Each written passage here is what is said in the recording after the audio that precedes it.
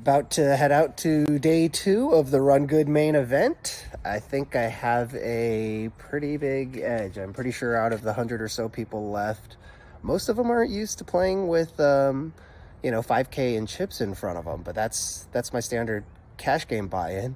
So I think I'm looking forward to it. I mean, the payout could be anywhere from a min cash of about $1,400 to first place of 80,000 or more. So I mean, that's real gambling. This is what poker is all about, guys. Day 2 of a main event. Everybody here is they've cashed at least, so they're all up. So it's like a big party, and the further you get, the bigger the party gets. So yeah, there's 2 other tournaments today also, in case if I bust out, or there's an $1,100 purple chip bounty tournament. The problem with that tournament is, in a bounty tournament, you don't want to late register because then you're missing bounty opportunities, right? So, but then there's a 5 p.m. tournament that's very interesting. It's the only satellite I would ever play. It's the main event satellite. The rake is only $50 on a $500 buy-in, and then the rebuys and add-ons are $200. So that's a tournament where you're actually just encouraged to gamble, right? Because you can rebuy for a lot less than you buy in for, and it's for seats into the main event with $2,500 cash. So that's when I might think about it. It's at 5 o'clock. So, if I'm still in it by 5 o'clock, I mean, I'll be having a good day. I'll be thinking about final table by then, right? So most people bust out before then, though. So just something to consider. It's worth the trip down here for these tournaments. Graton's only an hour away from San Francisco. If you've never been here before, I recommend coming down and saying hi. So here we are at level 16 with 97 players left. The blinds are 5 and 10K.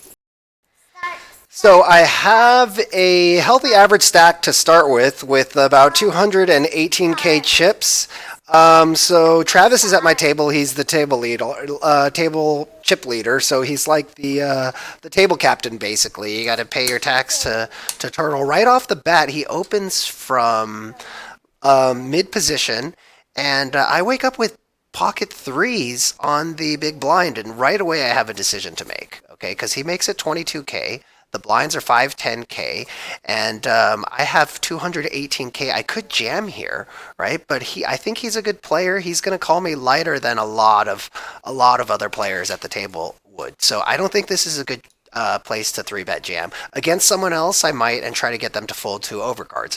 But Travis is going to call me with a lot of king high hands, obviously any ace, any pair. So a lot of people might fold those hands. So with him, I just call, and the flop comes queen 10 reg, and I just check fold, and he shows the 10. So that's the first hand of the day. So in the same orbit, I look up at King Jack of Diamonds in early mid position. So I make a standard open raise of 22,000. The big blind, who has about 150K, he jams on me. So now with my chip stack, I don't really feel like calling off with King High, and I could be dominated by King Queen, Ace King. If I had a pair, I'd probably have to call it off. But with King Jack, I let this one go. So now my chip stack is whittling down to under 100K, and the blinds are going up. So I have about 8 big blinds now. I'm looking for spots to jam. I can't really three-bet jam now because I don't have that many chips, so I don't have that much fold equity. So people are not going to be folding hands like 2 overcards, like King High 2 overcards, maybe even like Queen Jack. They might call it off because they're getting good pot odds. So now I have to be especially selective with my hands and look for spots just to open shove, like obviously any pair, any ace, some King Highs. I pick up pocket 5s in early position and I jam. That's an easy one with my stack size. So everyone folds and I pick up the pot. The blinds and antes increase my stack by like 25% at this point. So that makes any pair a no-brainer to jam from any position. So I'm looking for a chance now to just chip pre-flop and pick up the blinds and antes with less than 10 big blinds and just trying to survive. So I pick up a pair of 2s. It's good enough to chip it if folded to me, but Turtle's already opened the pot, so I just fold this one and go to the next hand. So the most interesting hand of the night, I pick up pocket 10s. We'll talk more about it on the break. So I had one very interesting hand where I pick up pocket tens, 2 red tens on the button, and I'm short stack. I have about 16 big blinds. I'm ready to 3-bet jam, and I might get some folds off of mostly 1 overcard hands. Most of the hands with 2 overcards are going to call. That's the problem with that spot. So an early position player raises, and Travis 3-bets to, I believe, 75K. And, I only have about 150K at that point, so I have no fold equity. And so I just fold my hand. Chances are he has 2 overcards and he's calling. So that's a close spot. That's a spot where if you feel like gambling, you can get it in there, probably with the best hand, but not by much, right? And with some dead money in the pot. So that's a close call. I decided to fold. I might regret it if that's if I don't see a better hand the rest of the night, which is always a possibility at this point in the tournament. So we'll see how it goes. I pick up King 8 offsuit with a 95K stack from the cutoff. The blinds at this point are 10, 15K, so this is an easy shove right here. I don't have a lot of chips left. I'm gonna have to shove this round basically, because if the big blind gets back around to me, combined with the ante, I'm gonna have very little fold equity at that point on. So this is the hand that I got to go with, and unfortunately, the big blind wakes up with King Queen offsuit. So it's an easy call for him. Some people might fold, but it would be a bad fold. King Queen is a strong hand. In this case, he has me dominated, and the Queen on the flop. So the turn gives me a little bit of hope with an 8. I still have 2 outs to double up and stay in the tournament, but the river is a blank, and I am out of the tournament, unfortunately.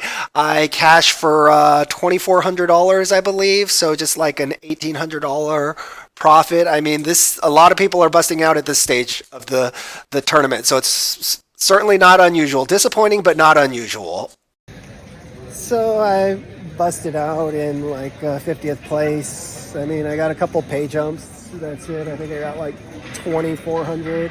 I was just kind of short stack most of the day, like right off the bat. Lost a couple of hands, and then I didn't have enough chips anymore to execute my plan of 3-bet jamming light, getting people to fold over cards, things like that. Because once you get down to about 15 big blinds, then that doesn't work that well anymore. People have pot odds to call. So once you get down to below 15 big blinds, you just got to wait for spots to jam. So I did jam a couple times with pairs that got through, and that kept me alive. But the last hand of the day was King 8 offsuit from the cutoff with about 10 big blinds. That's an easy shove right there.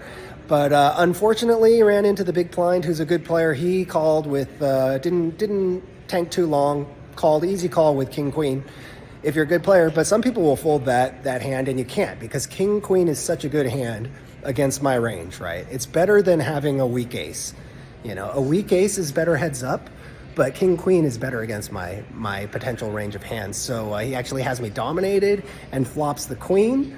And I hit the 8 on the turn, gives me a couple outs. I could make trips, but no luck on the river.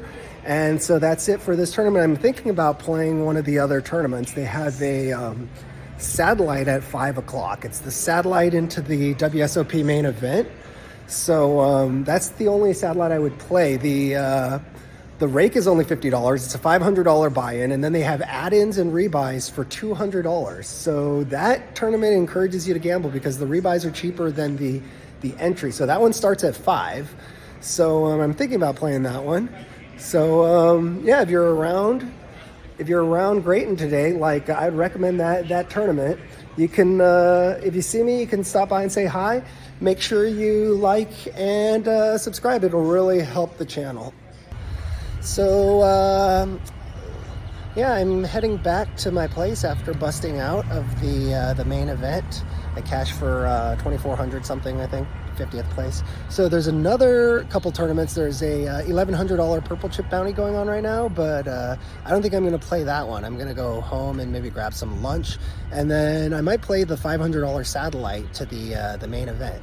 So you get a $10,000 ticket into the main event and $2,500 spending money for a $500 entry fee with $200 add-ons and rebuys. So like if you play, you should plan on doing the double rebuy at the end and as many rebuys as you need to get to the add-on stage of the tournament. Rebuys and add-ons, I should say. They're different technically. So that tournament's fun because it really encourages you to gamble. So I'm back home after the tournament right now, seeing what the family's up to, grabbing some lunch, and possibly going back for the 500 satellite. But I might call that a series.